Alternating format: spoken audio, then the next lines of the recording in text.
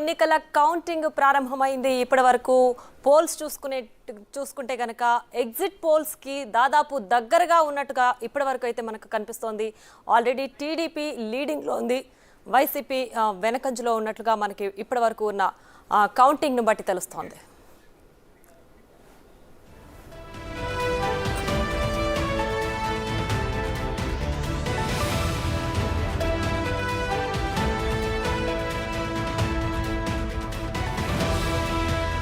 పిఠాపురం అత్యంత ఆసక్తికరంగా మారిన నియోజకవర్గాల్లో పిఠాపురం కూడా ముందంజలో ఉంది. సో పిఠాపురంలో చూస్తే కనుక పవన్ కళ్యాణ్ ముందంజలో దూసుకు వెళ్తున్నారు. దాదాపుగా 4,000 పైచులకు ఓట్లతో ప్రస్తుతానికి ఆధిక్యంలో పవన్ కళ్యాణ్ ముందంజలో దూసుకువెళ్తున్నట్లుగా మనకు బిగ్ టీవీ స్క్రీన్ పైన కనిపిస్తోంది.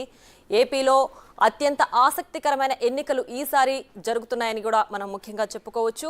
సో ఎగ్జిట్ పోల్స్కి దాదాపు దగ్గరగానే ఫలితాలు ఇప్పటి వరకు అయితే మనం చూడొచ్చు.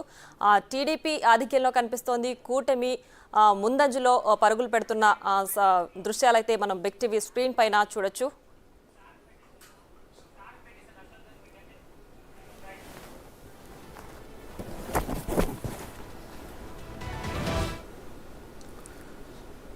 Yes, good morning.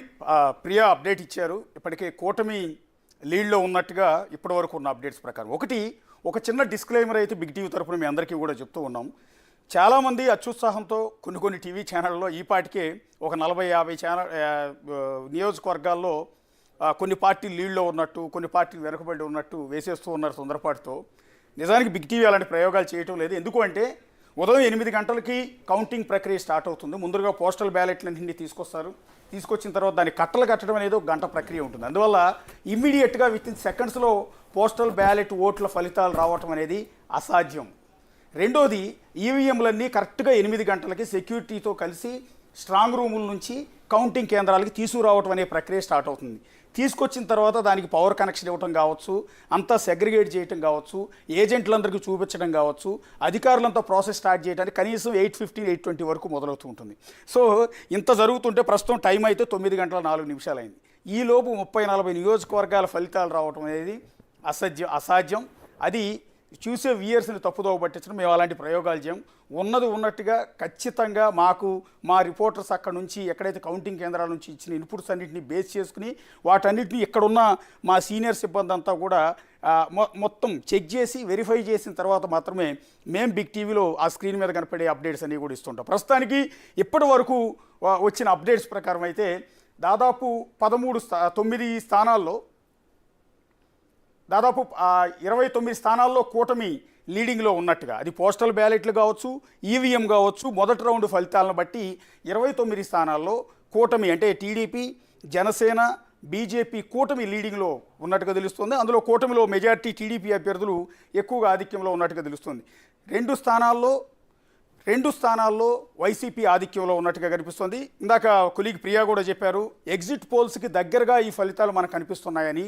ఎగ్జాక్ట్లీ ఇది మొదటి రౌండ్లోనే 29 స్థానాల్లో కూటమి లీడింగ్లోకి రావటం అనేది నిజంగా వాళ్ళు ఊహించని ఫలితాలు. ఎందుకంటే ఇవాళ ఉదయం వరకు కూడా వైసీపీ చాలా స్ట్రాంగ్గా కాన్ఫిడెన్స్తో ఉంది. ఎట్టి పరిస్థితుల్లో కూడా ఎగ్జిట్ పోల్స్ అన్నీ ఎలా ఉన్నా సరే ఖచ్చితంగా మేమే గెలుస్తామని అధికారంలో ఉన్న వైఎస్ఆర్ కాంగ్రెస్ పార్టీ చాలా ధీమాలో ఉంది. కానీ వస్తున్న ఫలితాలు అందుకు విరుద్ధంగా ఉన్నాయి. ఇది ఫస్ట్ రౌండ్ మాత్రమే, నెక్స్ట్ రౌండ్కి మళ్ళీ మారితే మారచ్చాం. అసలు ఇవాళ ఆంధ్రప్రదేశ్ దేశం మొత్తం జరిగిన ఎన్నికలు వస్తున్న ఫలితాలంతా ఒక ఎత్తు అయితే ఆంధ్రప్రదేశ్కి సంబంధించిన ఫలితాలు ఒక ఎత్తు. ఎందుకంటే ఎంటైర్ దేశం అంతా కూడా ఆంధ్రప్రదేశ్లో ఎవరు గెలుస్తారు, కూటమి గెలుస్తుందా, వైసీపీ గెలుస్తుందా అని వెరీ ఇంట్రెస్టింగ్ ఎదురు చూస్తుంది. ఒక దేశం మొత్తం ఒక రాష్ట్రంలో ఉన్న ఒక చిన్న రాష్ట్రానికి సంబంధించిన ఫలితాల కోసం ఎదురు చూడటం. ఎందుకంటే ఆ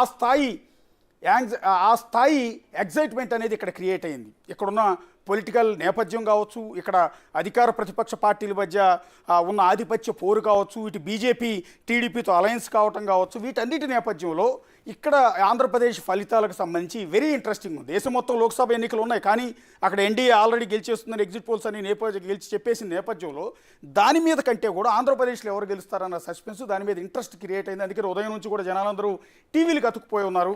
సో ప్రస్తుతం ఈసారి అత్యంత ప్రతిష్టాత్మకంగా తీసుకున్నారు ఎన్నికలను. అంటే ప్రతి ఒక్కరు కూడా బెట్టింగ్ రాయలు కూడా ఎక్కువైపోయారు.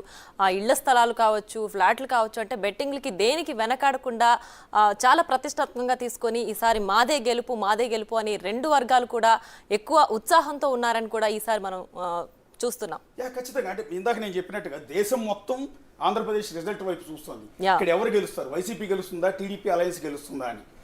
అలాంటి నేపథ్యంలో ఆటోమేటిక్గా బెట్టింగ్లకి ఇటు పర్టికులర్గా తెలంగాణ నుంచి చాలా మంది ఆంధ్రప్రదేశ్ ఎన్నికల మీద బెట్టింగ్ కాస్తున్నారు. కొన్ని వేల కోట్ల బెట్టింగ్లు కాస్తూ ఉన్నారు. దాన్ని ఎవరు కంట్రోల్ చేయడం కూడా సాధ్యం కాని పరిస్థితి ఉంటుంది. దానికి తోడు ఎగ్జిట్ పోల్స్ ఏవైతే ఉన్నాయో, కొన్ని ఎగ్జిట్ పోల్స్ ఏమో కూటమికి అనుకూలంగా, ఇంకొన్ని ఎగ్జిట్ పోల్స్ ఏమో వైసీపీకి అనుకూలంగా ఇచ్చేటప్పటికి ఆ సస్పెన్స్ ఇంకా కూడా క్రియేట్ అయిపోయింది. వన్ సైడ్ లేదు. నిన్నటి వరకు కూడా ఎగ్జిట్ పోల్స్ కూడా కన్ఫ్యూజన్ లో పడేసాయి బెట్టింగ్ రాయల్ని అని చెప్పొచ్చు.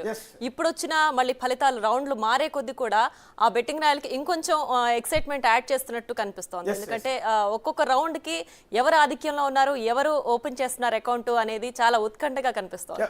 మీరు చెప్పినట్టు నిన్నటి వరకు వైసీపీ గెలుస్తుందని వైసీపీ పార్టీ తరఫున బెట్టింగ్ కాసిన వాళ్ళు ఇప్పుడు వస్తున్న రిజల్ట్ కూటమి 29 లీడింగ్ అనేటప్పుడు గుండె